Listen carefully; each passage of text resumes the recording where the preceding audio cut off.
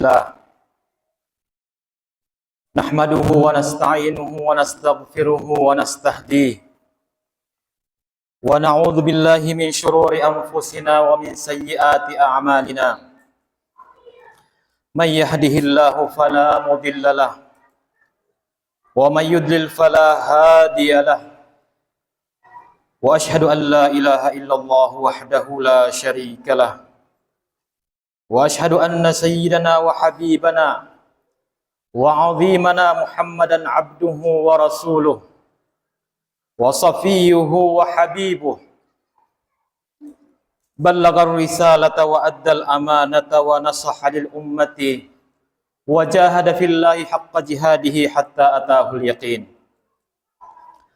وصلوات الله وسلامه عليك يا سيدي يا رسول الله كلما ذكرك الذاكرون وغفل عن ذكره الغافلون يا أيها الذين آمنوا اتقوا الله حق تقاته ولا تموتن إلا وأنتم مسلمون يا أيها الناس اتقوا ربكم الذي خلقكم من نفس واحدة وخلق منها زوجها وبث منهما رجالا كثيرا ونساء واتقوا الله الذي تساءلون به والأرحام إن الله كان عليكم رقيبا. Hadirin para ulama, para umara, para tokoh masyarakat, jamaah semuanya rahimakumullah. Pertama-tama, mari kembali kita memperbaharui syukur kita kepada Allah dengan alhamdulillah. Kita perbaharui cinta kita kepada Nabi Muhammad sallallahu alaihi wasallam dengan Allahumma salli ala sayyidina Muhammadin ibni Abdillah. Kita perbaharui takwa kita kepada Allah Subhanahu wa taala dengan la ilaha illallah. Mari kita terus tingkatkan takwa kita kepada Allah Subhanahu wa taala dengan menyempurnakan kewajiban-kewajiban dan selanjutnya dengan menambahnya dengan sunnah-sunnah yang diajarkan di dalam agama kita. Hadirin yang berbahagia, selanjutnya dalam rangka meningkatkan ketakwaan kita kepada Allah Subhanahu wa taala, ada satu hal yang sangat mendasar yang diperintahkan oleh agama kita sejalan dengan 3 kebutuhan pokok di dalam kita hidup. Yang pertama, kebutuhan kepada sandang, yang kedua pangan, dan yang ketiga papan. Yang paling penting di antara ketiga hal itu adalah pangan. Sandang kita tahu adalah pakaian, kemudian pangan yaitu makanan, dan papan tempat tinggal. Orang bisa berhari-hari tidak bertempat tinggal, tidak memiliki papan, masih bisa hidup. Orang bisa berhari-hari tidak memiliki pakaian, itu masih bisa hidup. Tetapi kalau tidak memiliki makanan, itu dalam hitungan jam orang bisa sakit dan selanjutnya bisa menghadapi hal-hal yang tidak diinginkan. Agama kita di dalam Al-Quranul Karim itu memberikan suatu garis besar, suatu kaidah umum, kaidah yang pokok, kaidah yang paling penting. Di dalam Al-Quran dikatakan, ya ayyuhan nas, kulu mimma fil ardi halalan thayyiban. Wahai sekalian manusia, makanlah di antara yang tersedia di dalam bumi itu. Halalan thayyiban. Halal dan bagus. Halalan thayyiban, halal dan lezat. Halalan thayyiban artinya halal dan nyaman. Halalan thayyiban artinya halal dan bergizi. Halal itu bagaimana? Yang pertama, halal dari segi hukumnya. Halal dari segi hukumnya itu bagaimana? Yang pertama adalah halal zatnya. Yang kedua, halal cara memperolehnya. Yang ketiga, halal cara mengolahnya. Yang keempat adalah halal cara mengonsumsinya, halal dalam memakannya. Dan selebihnya yang kelima adalah halal dalam menyalurkan kelebihannya kepada sesama. Halal zatnya artinya memang makanan itu halal dari sananya. Beras, nasi itu halal zatnya. Ayam halal zatnya. Tetapi babi itu haram.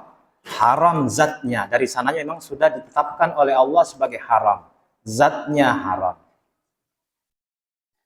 Kemudian halal cara memperolehnya. Meskipun dia halal zatnya, tetapi kita beli dengan uang haram, maka memperolehnya berarti tidak halal. Halal mengolahnya. Kita olah, ya. Kita rebus, tapi kita rebus, kita campur dengan bir, berarti halal, haram mengolahnya. Karena dia bercampur dengan yang haram zatnya. Dan begitulah seterusnya. Gambarannya orang-orang tua kita dulu, atau mungkin masih ada sekarang sebagian. Kalau membeli ayam itu, dia membeli ayamnya yang hidup. Dibawa ke rumah, dipelihara di rumah 3 hari, diberi makanan yang halal, sesudah itu disembelih. Saya kira sekarang masih berlaku kalau kita misalnya kurban. Hewan kurban itu kita beli seminggu sebelum Idul Kurban, itu kita sudah beli, kita bawa ke tempat kita, ke komplek kita, ke dekat rumah kita, kita beri makanan-makanan atau pakan-pakan yang halal.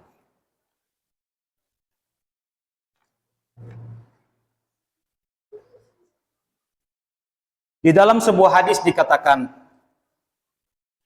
tuliyat hadhil ayatu. Ayat ini dibaca inda Rasulullah sallallahu alaihi wasallam, di dekat Rasul sallallahu alaihi wasallam Muhammad. Ayat yang dimaksud adalah ayat tadi, ya ayyuhan nasu kulu mimma fil ardi halalan thayyiba wa la tattabi'u khutuwatis syaitan innahu lakum aduwwum mubin. Faqama Sa'd bin Abi Waqqas. Ada sahabat yang merupakan sahabat senior Nabi sallallahu alaihi wasallam bernama Sa'd bin Abi Waqqas, itu berdiri bertanya kepada Rasulullah, "Ya Rasulullah," meminta kepada beliau, "Ud'u Allah ayyaj'alana mujabad da'wah atau mustajabad da'wah." Tolong doakan kami ya Rasulullah, bagaimana agar kami ini menjadi sosok yang dekat kepada Allah sehingga segala permintaan kami, segala doa-doa kami itu mustajab, mujabah, diterima oleh Allah Subhanahu wa taala. Faqala an-nabiy sallallahu alaihi wasallam. Nabi sallallahu alaihi wasallam menjawab, "Ya Sa'du, wahai Sa'ad, atib mat'amak." Perbaikilah, perbaguslah mat'amak, urusan makananmu. Takun mujabat dakwah, niscaya kamu akan menjadi sosok yang diterima doa-doamu.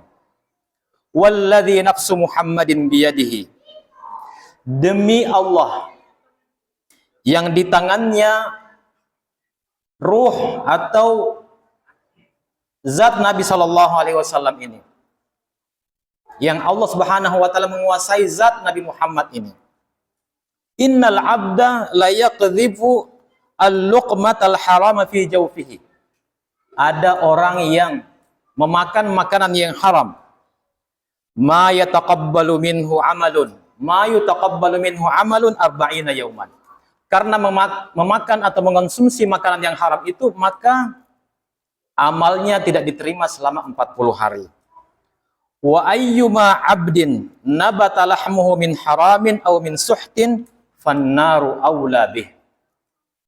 Siapapun orang yang makan makanan dari yang haram, maka makanan yang haram itu kemudian menjelma atau mewujud menjadi bagian dari tubuhnya, dagingnya ataupun bagian yang lain, an-naru aula bih, maka dia itu harus dihisab dengan api neraka. Di dalam hadis ini, atib mat'amak, Nabi SAW mengatakan, perbaiki urusan makananmu, yaitu zatnya makananmu, cara memperolehnya makananmu, cara mengonsumsi makananmu, dan cara mengolah kelebihan dari makanan itu atau mendistribusikannya. Kemudian, kalau itu halalan, maka thayyiban itu bagaimana? Nabi SAW mengatakan, ma akalal abdu atyaba mimma kasabat yadu. Wa inna abdallahi Daud la ya'kulu illa min kasbi yadi. Sesungguhnya makanan yang paling bagus dimakan itu adalah makanan dari hasil usaha sendiri. Dan sesungguhnya Nabiullah Daud itu tidak pernah makan kecuali dari hasil usahanya. Hadirin yang mulia, di antara adab-adab mengonsumsi makanan adalah bahwa cara memperolehnya itu adalah dengan kita mengusahakannya sendiri. Memang sedekah yang kita terima itu adalah halal, tapi ada yang lebih baik dari sedekah. Zakat yang kita peroleh itu memang halal, tapi ada yang lebih baik dari zakat yang kita peroleh itu. Kita mendapatkan hadiah itu sangat halal, sangat bagus, tapi ada yang lebih bagus dari hadiah yang kita peroleh dari orang lain. Orang memberikan kita hibah, pemberian biasa, tapi ada yang itu halal, tapi ada yang lebih bagus daripada hibah itu, yaitu apa yang kita usahakan sendiri. Kita bekerja dan memperoleh yang halal. Kita bekerja dan memperoleh yang thayyib, itulah yang paling bagus dan itulah yang paling tinggi derajatnya di sisi Allah Subhanahu wa taala. Sampai-sampai Nabi SAW mengatakan bahwa itu sama nilainya dengan jihad. Dan dengan makanan-makanan yang baik, yang halal, yang thayyiban itu, dan kita usahakan dari usaha kita sendiri, maka kita menjadi orang yang bertakwa dan orang yang senantiasa diterima doanya di sisi Allah. Ud'ullaha wa antum muqinuna bil ijabah. Waktu bangkit jiwaku, kau sungguh hatiku.